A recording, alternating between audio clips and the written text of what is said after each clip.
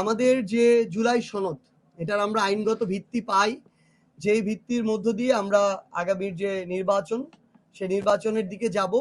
এবং আমরা যদি দৃশ্যমান বিচার দেখতে চাই, ভাই আপনি আমাদেরকে 1000 মামলার রায় দিয়ে দিতে পারবেন না, আমরা এটা বুঝি।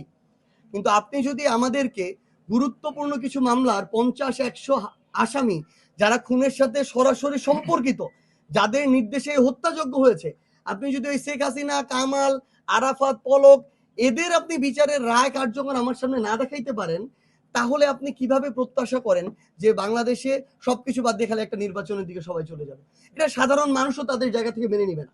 তো আমরা ওই অন্তত যে গুরুত্বপূর্ণ যে বিচারিক যে রায়গুলো, আমরা সেগুলোর দিকে তাকিয়ে আছি, আমরা জুলাই সনদের বাস্তবায়নের দিকে তাকিয়ে আছি।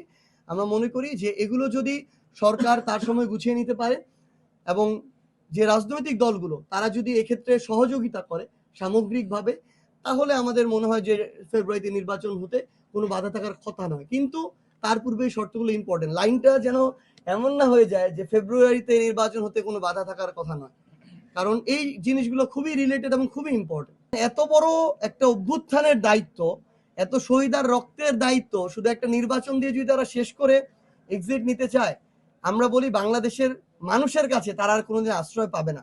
সো যেটুকু সময় আছে, আমরা চাই তারা তাদের দায়িত্বটুকু সাহসিকতার সাথে পালন করুক।